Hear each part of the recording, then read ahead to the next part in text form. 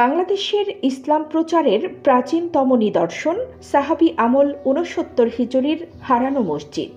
লালমনিরহাট জেলার সদর উপজেলার পঞ্চগ্রাম ইউনিয়নের ওই রামদাস মৌজায় মসজিদটি অবস্থিত। বহু বছর ধরে এই স্থানটি ছিল পতিত জঙ্গল। হিংস্র জীবজন্তু, সাপ বিচ্ছুর ভয়ে কেউ ওই স্থানে যেতে সাহস পেত না। পরবর্তী সময়ে জঙ্গল পরিষ্কার করতেই বেরিয়ে আসে প্রাচীনকালের তৈরি ইট, যার মধ্যে ফুল অঙ্কিত ছিল। এমনিভাবে মাটি ও ইট সরাতে গিয়ে একটি পূর্ণ মসজিদের ভিত বেরিয়ে আসে। এ সময় একটি শিলালিপি পাওয়া যায়, যার মধ্যে স্পষ্ট অক্ষরে আরবিতে লেখা ছিল লা ইলাহা ইল্লাল্লাহু মুহাম্মাদুর রাসূলুল্লাহ, হিজরি সন ৬৯। তখনই স্থানীয় লোকজন বুঝতে পারেন যে এটি একটি প্রাচীন মসজিদের ধ্বংসাবশেষ। পরে সেখানে একটি মসজিদ নির্মাণ করা হয়, যা বর্তমানে সাহাবায়ে কেরাম হারানো মসজিদ নামে নামকরণ করা হয়। 1985 বা তার আগে পরে 2 বছর আগে পরে ওনারা এখানে একটা জঙ্গল ছিল, জঙ্গলটার নাম ছিল মসজিদের আড়া।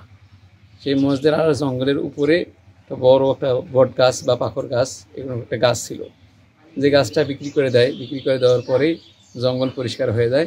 তখন ওই ওয়ালে সাজানো যে ইটগুলা বাহির হয়ে আসে। তো পরে ইটগুলা নিতে নিতে ইটগুলা শেষের দিকে যেখানে ইমাম সাহেব দাঁড়াইয়ে নামাজ পড়ে ওইটাকে বলা হয় মেহরাব। ওই মেহরাবের ওখান থেকে আয়ুব আলী নামের এখানে বাড়ি পাশে চাচা, উনি কিছু ইট বাড়িতে নিয়ে যায়। তো ওখান থেকে ইট বাড়িতে নিয়ে যায়, রাখার সময় একটা ইট ছিটকে দূরে চলে যায়।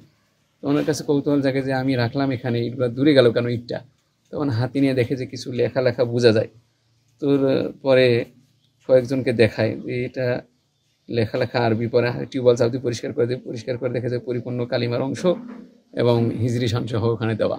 পরে কয়েকজনকে দেখানোর পরে সবাই মিলে সিদ্ধান্ত নেয় যে আরবি লেখা যেহেতু, তাহলে তো মসজিদ হওয়াটা স্বাভাবিক, মন্দির আর গির্জাতে হতে পারে না। তো পরে ওনারা সবাই মিলে সিদ্ধান্ত নেয় যে এটা তাহলে পূর্ব দিক থেকে পরিষ্কার করা শুরু করি। যদি মসজিদ হয় তাহলে মসজিদ দরজা পূর্ব দিকে থাকবে, সেই হিসাবে ওনারা পূর্ব দিক থেকে পরিষ্কার করা শুরু করে দেয়। পরিষ্কার করতে গিয়ে মসজিদের দরজা বাহিরে আসে এবং ওই মসজিদ দরজার পাশেই যে ঈদের মাঠের একটা মিম্বার, ঈদের মাঠ ছিল 22 বাই 30 ফিট একটা ঈদের মাঠ ছিল সেই মসজিদের গেটের সাথেই। সেই ঈদের মাঠের মেম্বার এখন ওখানে আছে অক্ষত, সে 2 সিঁড়ি বিশিষ্ট, এখন ওখানে দরজার সাথে লাগানো আছে। এরপরে দরজা বাহিরে আসে, এরপর চতুর্পাশে 50 ইঞ্চি ওয়াল, এটাও ওনাদের কাছে স্পষ্ট হয়ে ওঠে।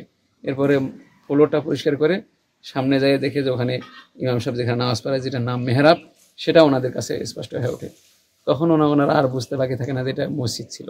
এই মসজিদের পাশে পশ্চিম পাশে আইয়ুব আলী নাম, এই আইয়ুব আলী হুজুর মনে করেন কিছু ইট বাড়ি নিয়ে যাওয়ার পরে এই ইটের খামাল দেয়। এই ইটের খামাল দেওয়া কিন্তু ইটের খামাল ফির ভাঙে পড়ে যায়, ফির আবার খামাল দেয়, আবার ভাঙে পড়ে যায়। পরে ওই ইট থেকে একটা একদম এই নস্কা করা ইট চারিকা নিয়ে, মানে ঘাগড়ি কাটা, এই ইটটাকে পাওয়ার পরে ওই নলকূপের মধ্যে নিয়ে যায় ধোয়ার পরে ওই ইটের মধ্যে লেখা আছে 69 হিজরি লা ইলাহা ইল্লাল্লাহু মুহাম্মাদুর রাসূলুল্লাহ সাল্লাল্লাহু আলাইহি ওয়াসাল্লাম। প্রাচীন এই মসজিদের নিদর্শন হিসেবে এখনও বেশ কিছু ইট রয়েছে, যা দর্শনার্থীদের জন্য বর্তমান মসজিদ ঘরে সাজিয়ে রাখা হয়েছে। রয়েছে প্রাচীন কারুকাজে তৈরি ইমাম সাহেবের খুতবা পড়ার মেহরাব।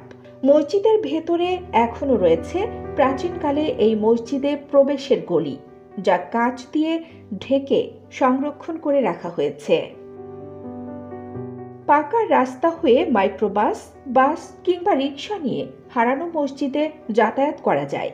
বর্তমানে ঐতিহাসিক এই মসজিদটি পুনরায় সংস্কার করা হয়েছে সৌন্দর্য বর্ধন। প্রাচীন এই মসজিদটি দেখার জন্য প্রতিদিন দূর দূরান্ত থেকে ছুটে আসেন দর্শনার্থীরা। তারা মসজিদে এসে নামাজ পড়েন, দোয়া খায়ের করেন ও মানত করেন। মসজিদকে ঘিরে তৈরি হয়েছে হাফেজিয়া মাদ্রাসা। প্রত্নতাত্ত্বিকদের দাবি খ্রিস্টপূর্ব সময় থেকে ব্রহ্মপুত্র ও তিস্তার পাড় ধরে সিকিম হয়ে চীনের মধ্য দিয়ে আরব ও রোমান বণিকদের বাণিজ্য বহরের যাতায়াত ছিল এ অঞ্চলে। এই হারানো মসজিদ হতে পারে সাহাবী আবু ওয়াক্কাস রাহমাতুল্লাহি আলাইহি নির্মাণ করেছেন। বর্তমানে একটি কমপ্লেক্স সহ ঐতিহাসিক প্রাচীন এই মসজিদটি আরও সুন্দর করে তৈরির পরিকল্পনা করছে একটি দাতা সংস্থা। এটি হলে প্রাচীন হারানো মসজিদ হবে মুসলমানদের জন্য একটি দর্শনীয় স্থান। কানিস ফাতেমা নিপা, খবর সংযোগ।